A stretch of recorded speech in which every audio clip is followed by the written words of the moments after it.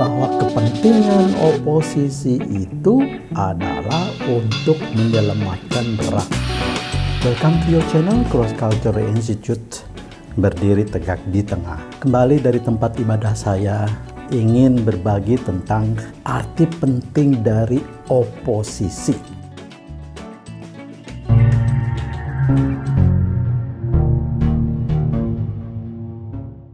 Presiden Jokowi pernah mengatakan ketika mengundang Prabowo masuk di dalam kabinetnya, dalam statementnya dia mengatakan bahwa Indonesia ini tidak mengenal oposisi. Saya kira pernyataan ini benar ketika kita melihat dari aspek sistem presidensial. Tapi ketika kita melihat dalam prakteknya dia membangun koalisi, maka artinya apa yang dia katakan, dia sesat pikir tentang sistem politik.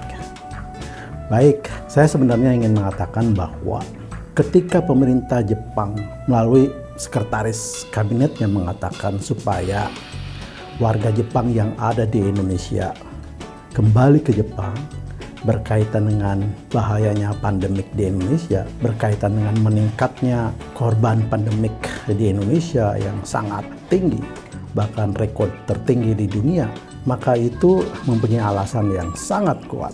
Nanti saya jelaskan. Begitu juga pemerintah Australia. Di awal-awal sudah memberikan travel warning kepada warga Australia supaya tidak masuk ke Republik Indonesia ini. Berkaitan dengan bahaya pandemik yang sedang tinggi di Indonesia, yang membahayakan, mengancam warganya. Yang ingin saya kupas adalah mengapa mereka itu begitu cepat, begitu responsif terhadap situasi Indonesia, sehingga melakukan travel warning, sehingga mengundang warganya supaya pulang kembali ya ke negaranya. Saya punya pengalaman sebagai country representative dari AusAid, yaitu program yang dibiayai oleh pemerintah Australia untuk Indonesia, yaitu untuk mengirimkan tenaga-tenaga ahli volunteer kepada dunia usaha Indonesia yang dibiayai oleh pemerintah Australia. Jadi saya sangat terganggu sekali dengan travel warning yang pada waktu itu Perdana Menterinya adalah John Howard. Saya tidak mengerti kenapa hampir tiap ada kesempatan yang bagus saya bekerja, pada kesempatan itu juga terganggu oleh travel warning yang disampaikan oleh Perdana Menteri John Howard supaya pemerintahnya, supaya rakyatnya tidak datang ke Indonesia. Ya tentu dengan berbagai alasan keamanan, ya mungkin infonya dari intelijen dan lain sebagainya cukup akurat lah gitu. Jadi apa yang dilakukan oleh pemerintah Australia memberikan travel warning kepada warganya supaya tidak masuk ke Indonesia, apa yang dilakukan oleh pemerintah Jepang supaya warganya kembali ke Jepang karena alasan-alasan keamanan, alasan-alasan kesehatan, itu sebenarnya adalah kata lain dari juga secara politik adalah supaya kemudian mereka tidak dikritik, tidak dioposisi oleh partai-partai oposisi yang ada di pemerintahan mereka, karena mereka menganut sistem parlementer.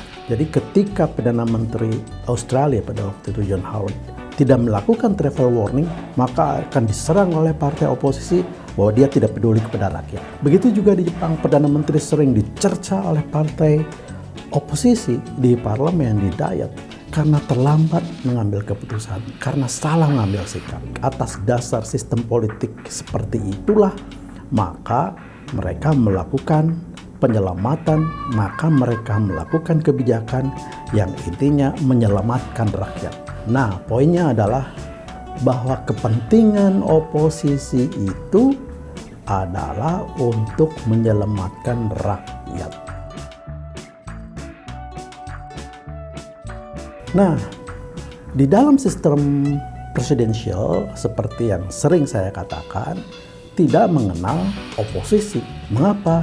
Karena oposisi hanya terjadi pada sistem parlementer, di mana rakyat memilih partai. Dalam sistem presidensial rakyat memilih orang, orang memilih orang, maka tidak mungkin orang beroposisi kepada seorang presiden yang dipilih oleh majority. Ini tidak kuat untuk bisa mengoposisi, apalagi meruntuhkan. Apa yang harus dilakukan oleh anggota DPR yang mempunyai fungsi kontrol, bukan beroposisi, tapi dia adalah harus mengkritisi setiap program kerja presiden yang dijanjikan kepada rakyat supaya ditunaikan sesuai dengan janjinya kepada rakyat. Jadi di situ bermain bukan beroposisi, mengkritisinya di situ dalam koridor janji presiden kepada rakyat. Ya. Jadi memang tidak mengenal oposisi di dalam sistem presidensial itu. Tetapi juga tetap bisa melaksanakan fungsi kontrol, yaitu dalam koridor janji presiden kepada rakyat. Ya. Pertama, supaya menjadi program kerja pemerintah. Yang kedua, supaya tepat dilakukan oleh presiden. Karena itu adalah janji kepada rakyat. Dan anggota DPR, disitulah dia bekerja atas nama rakyat, ya, mengontrol presiden supaya janji-janjinya dilaksanakan seperti dia ucapkan kepada rakyat. Yang keliru di Republik ini, di dalam sistem presidensial tidak mau mengenal oposisi, tapi dia membangun koalisi. Artinya apa? Koalisi partai tidak bisa bekerja untuk mengontrol presiden. Presiden bisa sewenang-wenang menggunakan anggaran seperti contoh untuk COVID-19, apapun alasannya, urgensi dan lain sebagainya, tapi dia menetapkan anggaran tanpa persetujuan DPR.